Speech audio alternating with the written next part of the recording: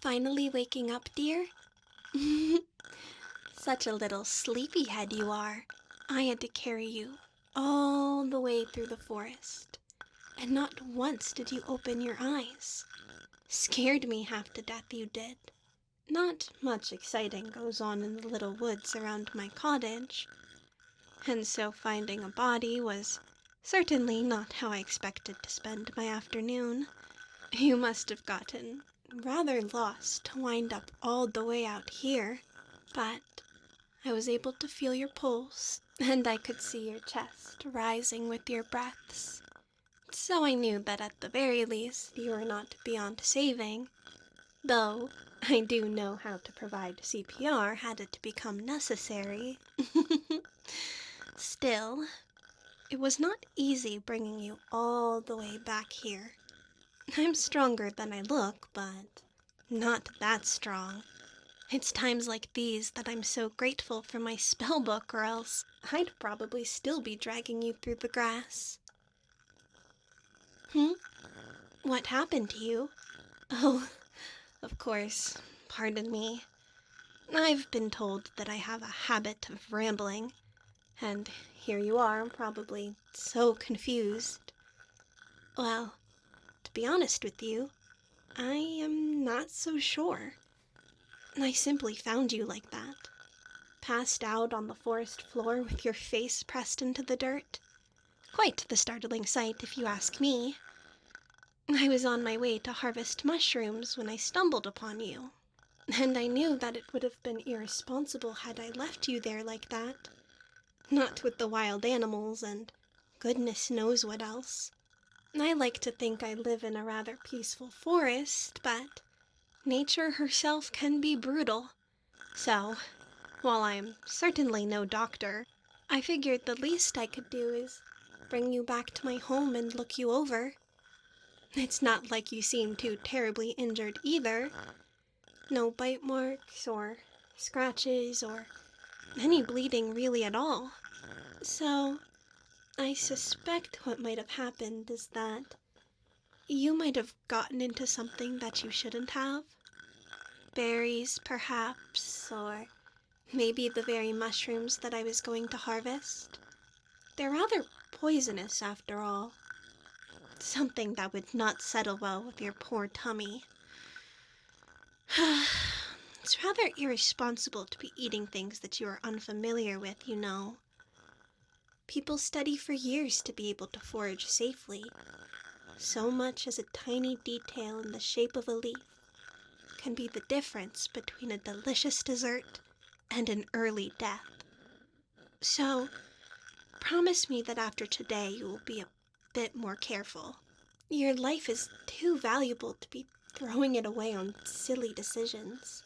If you are ever uncertain, it is best to leave things be unless you find yourself in absolutely dire circumstances. But I digress.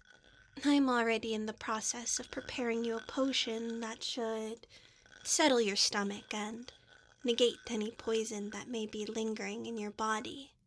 The fact that you are awake is a good enough sign that it was not anything too severe. But even still, I would rather be safe. You still look quite drowsy after all, like you might fall asleep on me again at any moment. But try to keep those eyes of yours open for just a little while longer. At least until I get this potion prepared. Once you've taken it, then I can rest easy knowing that you're not going to fall asleep again. Once I know that you are properly taken care of, and that nothing terrible will happen. Can you do that for me, dear? Good, good. Well, how are you feeling right now? Tired? Confused? Perhaps the kind of sleepy where your eyes get all heavy? And your mouth a little dry? A bit disoriented even, though I would expect nothing less having woken up in a stranger's home. Well, I promise that this should not take me too much longer. So you just get comfortable, okay, hun? Wrap yourself in my quilt if you feel yourself getting cold. And relax. I'll have you feeling better in no time. Okay? Now, while we wait for my cauldron to start bubbling, why don't you tell me a bit more about yourself? Your name, what you were doing out here in the forest? No memories at all? You poor dear. That sure does complicate things. Well, I know that I'm just a strange girl in the forest, but you are free to stay here as long as it takes for you to feel better. To begin recovering some of those memories. I'm sure once you start to take some of this medicine I'm brewing for you that you'll begin to feel a lot stronger. And I really don't mind. If anything, it could be nice to have a little company. I don't get many visitors all the way out here, and I suppose it can get a little lonely, but that's not important. I'm just more than happy to be able to help a stranger in need. How long have I been out here? Let me think. 2, 3? Yes, 300 years. What? Do I not look my age? Well, that's a little witch's secret, dear. Witches don't always have to be old hags, you know. At least not on the outside.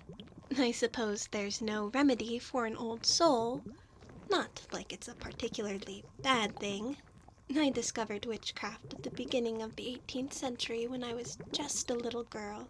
I was playing with my sister when I got lost and wandered into the forest. I was so frightened, all alone, not knowing where I was, just like you. But luckily, I also stumbled upon a friendly witch who took me into her cottage, fed me warm soup, and told me all kinds of stories until my sister was able to come find me. I went home, but there was something about that woman that I couldn't quite shake from my mind. And so I started sneaking out at night to go visit the strange witch of the woods. One thing led to another, and I became her apprentice, before finally taking over when she felt as though her time had come. And it looks like we've come full circle, helping a poor soul, just as she helped me all those years ago. This should only be a little bit longer, dear. It just needs a minute or two to let everything stew together in this pot and imbue the water with all of the healing properties. So that way when you drink it, not only does it warm your belly, but also your cheeks, feeling the magic tingle across every inch of your body. Remember what I said, dear. Try not to fall asleep. I know it must be so hard. You look so comfortable.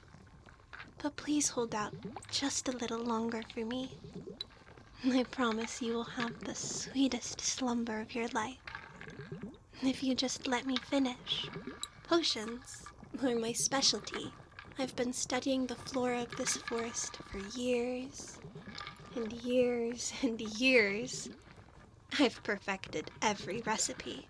Once even a drop touches your tongue, you'll feel nothing but bliss. So be patient, dear.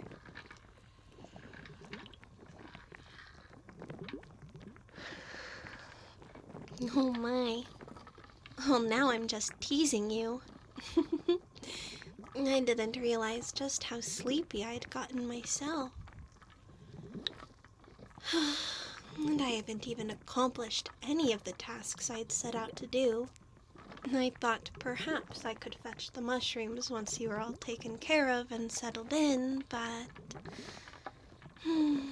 all of that magic really has left me exhausted.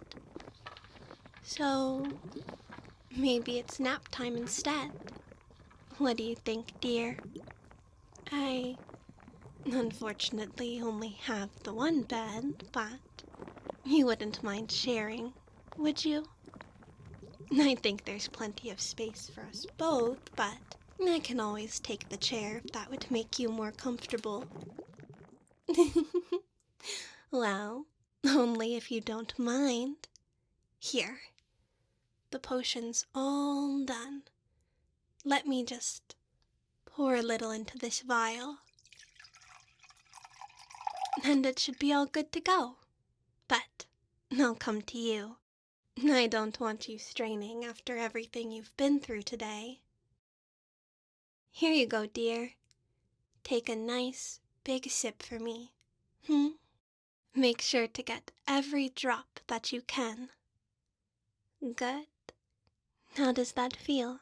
Can you feel that pleasant tingle spreading along your spine?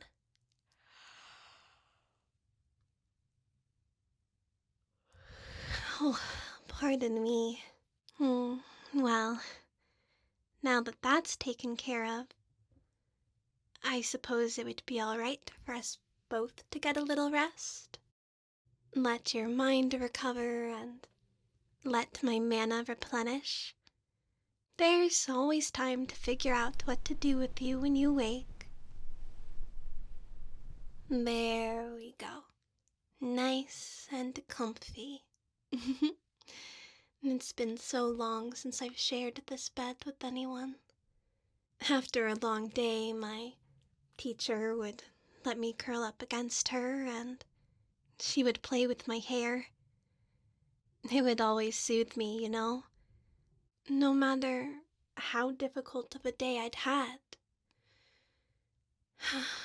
You know, you might sleep better if I held you too.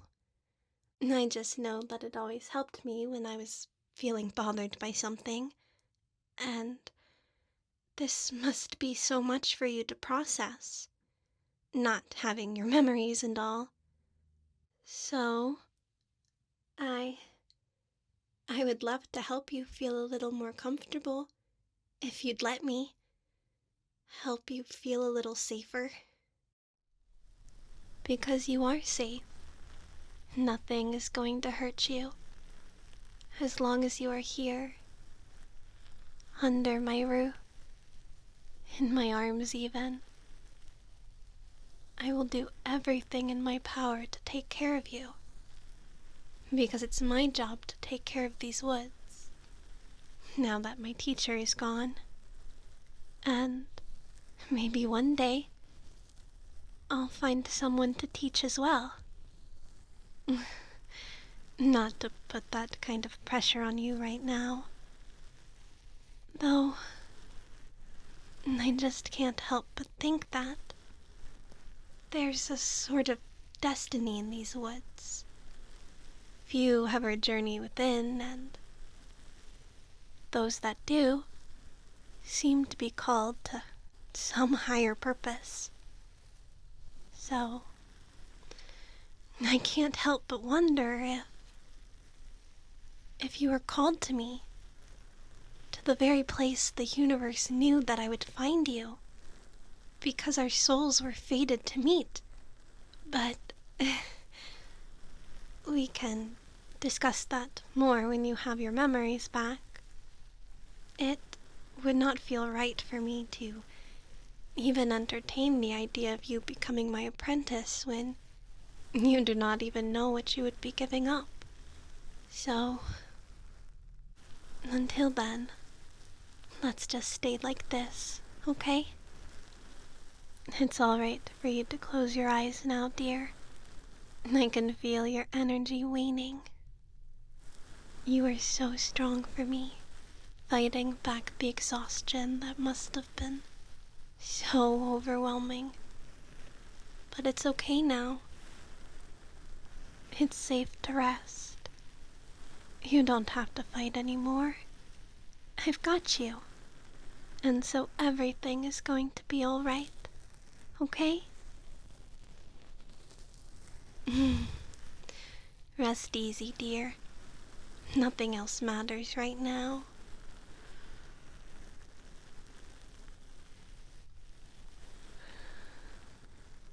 because we can always figure out the rest when you wake.